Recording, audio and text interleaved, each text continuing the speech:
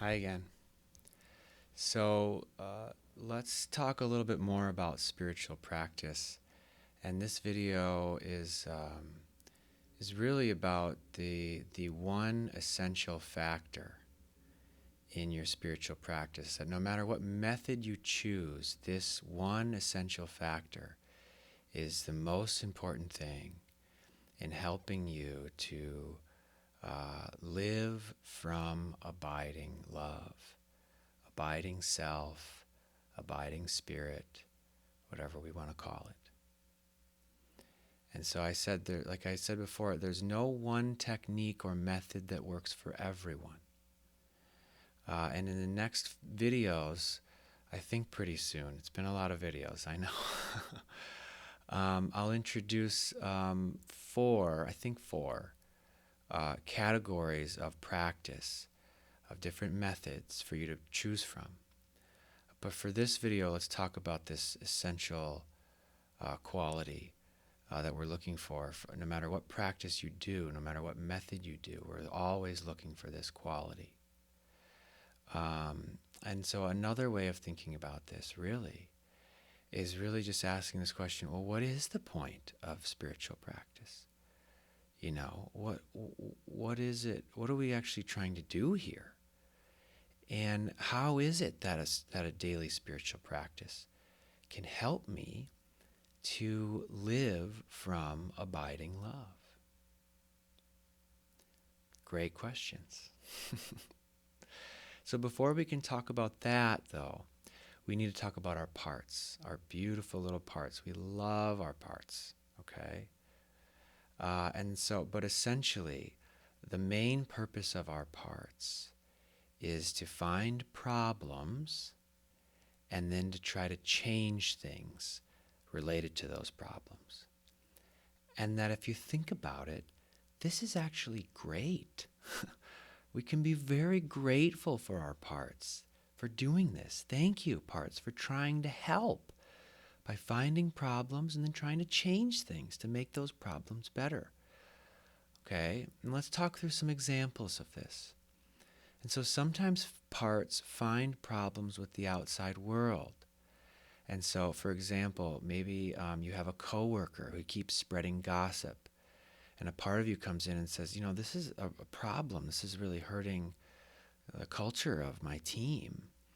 And how can I talk to this person to try to change what they're doing? So noticing a problem in what's happening in the outside world and trying to change it. Great. That's great. Thank you for that. We also notice that sometimes parts, you know, the way that they try to change things isn't actually as helpful as the part really wants to be. And that's normal. Like, that's very, very normal. And really, the more wounded our parts are, almost always the less helpful they actually are. But we really can't blame our parts for this. This is just how it works, okay? And the parts did not choose to take on their wounds.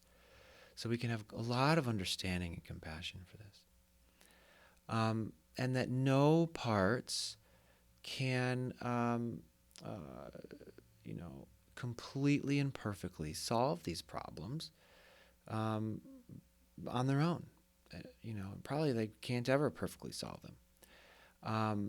And that's not the part's fault. That's just that's just the nature of parts. Okay? But it's really the intention that we can have compassion for. You're trying to help me. Anyways, I got a little off topic there. Parts try to solve problems in the outside world. And again, they're not always perfect at this. They're not supposed to be. They're parts. They're human. And they also often, other parts will try to change things on the inside world, meaning with my body or my mind, this isn't going great in here. I want to change this in here. So maybe a part of you notices an unhealthy eating pattern for you, which is caused by a part or parts of you.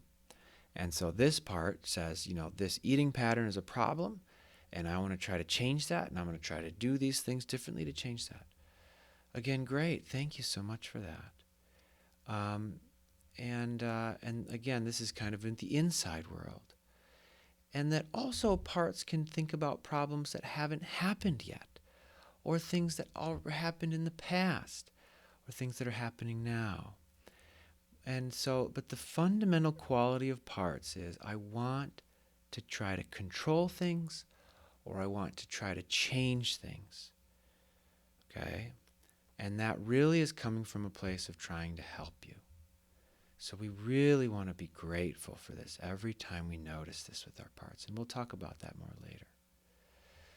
But if we really look into that, if parts are always trying to change things, either out there or in here, even sometimes when things are going well, parts will try to anticipate that they might not go well in the future, and they'll try to think about future changes they might need to make in order to keep the good thing that they have, right? Right? So it's kind of gets to get a little complicated, but the essential quality of it is that I'm not quite satisfied. The essential quality of parts is that I'm not quite satisfied. I'm always looking to control things or change them because I'm not quite satisfied. Okay? And so there's this sense of not quite okay, or always a sense of lack.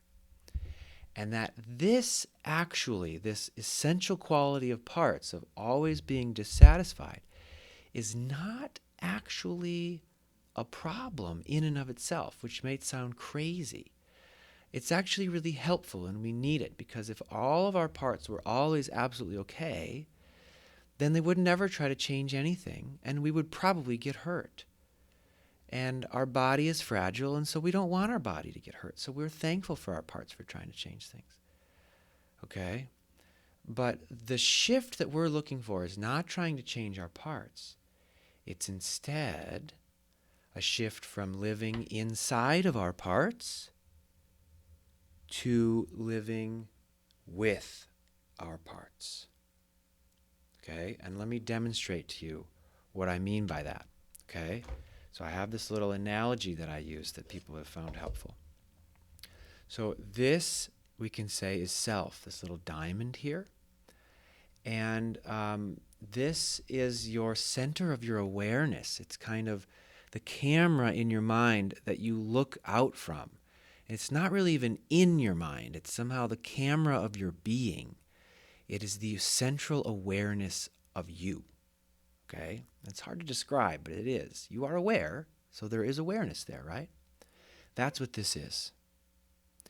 And it's also radiating love and peace and a sense of I am okay and all these beautiful qualities. So it's not neutral. Okay? And what parts do is they get upset, they get afraid, and they do this. Shoop. Okay? So maybe this is a part of me who's worried about climate change. I do have that part. Okay? This is real. And that this part of me sometimes takes over and reads a bunch of articles about climate change, watches YouTube videos to try to, I got to really solve this problem. I got to change things, right? I got to eat less meat. I have to drive a more fuel-efficient cars. I have to, donate to these places that do carbon capture, whatever. So thank you for that. That's great. I really like that. I'm glad that you do that. And now I have another part that comes in that says, hey, can we just tone it down on the videos and the articles? You're not going to save the world by yourself here, okay, buddy? Just chill out. All right, so now I've got two parts here, okay? This is very common, isn't it? You've noticed this. So what we do is we don't actually need these parts to change in order to experience this sense of self, of abiding love. All we need to do is shift from being in the parts like this to being with the parts. And there are many different ways of doing this, and I will teach you some of them. But that is the essential shift. And we call this, in this class, we call this coming home. Okay? This is it right here. We're not asking the parts to do anything. We're not saying, parts, you need to go over here. You need to stop that, right? We're not doing that. Parts, look at the parts don't do anything. All I do is shift to coming home. And so this is the purpose of your practice. Okay? And let me just tell you a little bit about what this is like to experience this. Because if you are not experiencing this in your practice, and you've been trying your practice, a method, I should say. If you've been trying a method for about a week and you are not experiencing some of the things I'm going to describe, then you'll probably want to change your method. Okay? So let me describe some of these qualities. And so I have come to notice really two essential qualities, but there are many, many more. But we'll talk about two essential qualities. One is a sense of I am okay no matter what happens. One of my friends calls this a feeling of, or a sense of causeless okayness, meaning I am okay and nothing caused me to be okay. I just am. Okay? And the second quality, a really essential quality of coming home to abiding love, is a sense of beingness, or some people call it isness, or a sense of a deep sense of I exist. And that's hard to describe what that's like. But you'll know when you experience it. Okay? It's like falling in love. You can't really describe it. You'll know. Other qualities that people describe is a sense of calm, a sense of spaciousness, like my awareness, my being is spacious. It's not limited to my eyes seeing, or my ears hearing, or my thinking. Okay? Also, people notice a sense of being in the present moment, increased sense of maybe love or warmth or compassion, increased connectedness with God or a higher power. Also, a deeper sense of kind of intuitive knowing. Like I just know. I didn't need to figure it out. I just knew that this was the right choice for me, something like that. And there's many other qualities that people describe. We can talk about them later. But one of the things about all of these qualities is that they are effortless. When you come home, you don't need, if you have a safe home that you live in, you don't need to build your home every time you come home, right? All you need to do is walk in the door, and there you are, you're home. And it's very similar to this, that there will be a sense of effortlessness, of this is just here. And it actually always has been here. I'm just coming home to it. And I don't have to create it. It just is. Just step into it, right? And this is what it will be like to come home. And so then once we find a practice that helps us to come home to this, you'll just start experiencing it little by little. And then you just keep doing that, okay? Okay, I found a helpful practice. I'm just going to keep doing this practice. And I'm just going to keep coming home. And then the second step from there is very simple. It's what this fundamental well-being research project calls it sinking in, okay? So I come home to this okayness, this sense of being, and then I just sink into it. Like sinking into a warm bath, or sinking into a cozy chair, okay? I can't really explain to you how to do this, but you will know. And that's it. So really there's two essential qualities here. One is really the kind of big one, I think. Coming home is really the big one. And then sinking in is just what we do after that. But once you've come home, it's easy to sink in. That's all you'll want to do. I don't even have to teach you that. You'll just want to.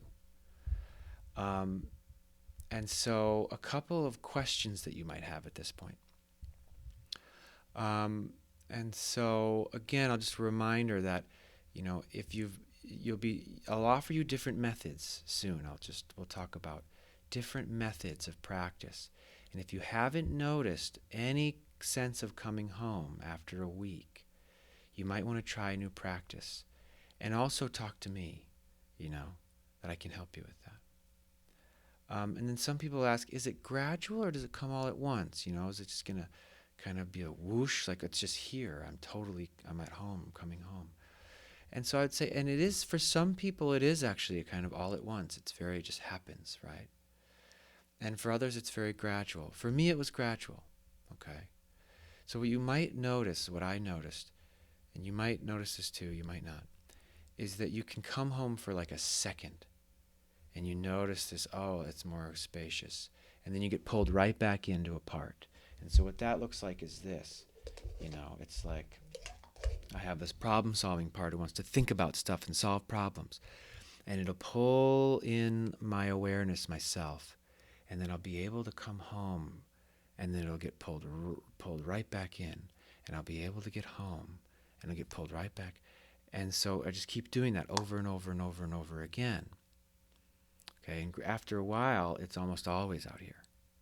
Okay, and so then how long does it take, from being mostly like this, mostly in my parts, to mostly like this, mostly with my parts, mostly in this state of abiding love? And I would say it's probably measured in months. Okay? The research shows that many people can do it in as little as 1 to 6 weeks.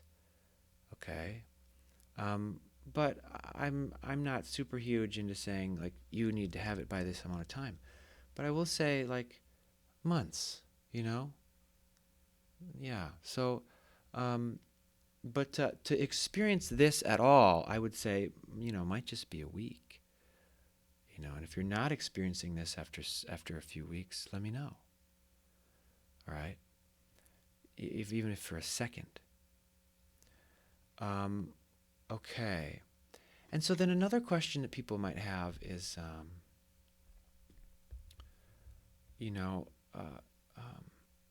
well then how can you have like these difficult emotions and also be in this place of abiding love? How can that be? How can you be really angry or really anxious or really depressed and still be in abiding love? And so one way I think about it is there is this shift that you'll notice. That this right here is I am depressed. And that's really actually a very miserable place to be. It really feels miserable. To kind of like this, which is like I feel depression. Okay, it's kind of like I'm touching it, or I'm not quite in it, but I'm real close, right? And then from there we can even shift to I am aware of depression in my mind and in my body. And that really is uncomfortable, but it's not miserable, and it's not really even a problem. Then there's this sense of, oh, depression is here today, but it's not really a problem, it's okay. And it can be here as long as it wants.